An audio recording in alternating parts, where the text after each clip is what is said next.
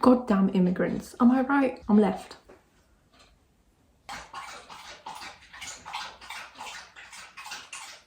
Obviously this applies to any language. I'm just using English as an example because that is my experience. I am the only child living at home right now, so I'm the one responsible for reading all the letters, for doing all the phone calls. They'll get some letters about the mortgage. Read it, what does it say? And I read it to myself in my head. I don't understand it. I don't understand what any of this means. I don't understand the terminology. I don't understand any of this. I can read it to you, but I don't know what the hell I'm reading about. I don't even know how to translate some of the words because I just don't know what they are. What does it say? I'm like, I don't know. What do you mean you don't know? Read it.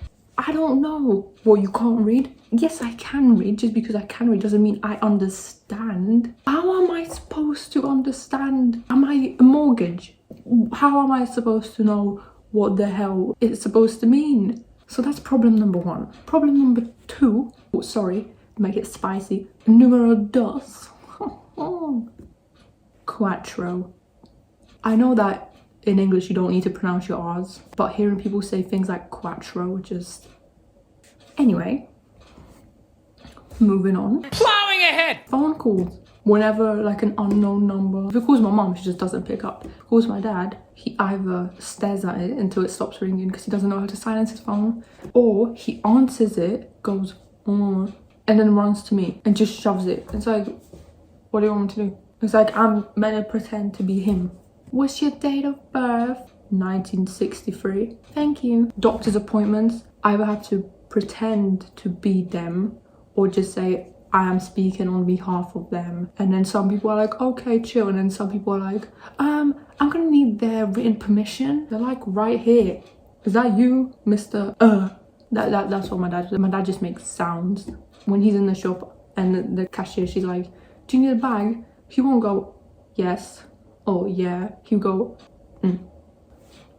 You've been here for 12 years and you can't even say yes to a question that you get asked nearly every day.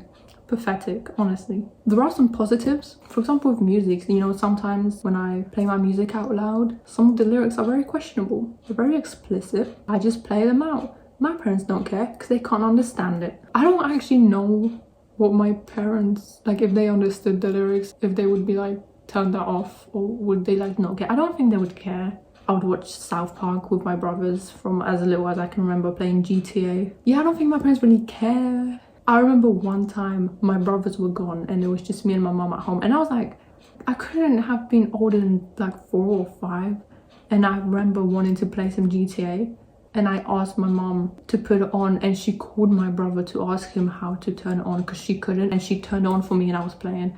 And I would drive around, it was like Vice City or something, and I would drive around on a motorcycle, pick up women of the streets that were dressed very nicely, and I would drive around with them before I would dispose of them in a permanent manner.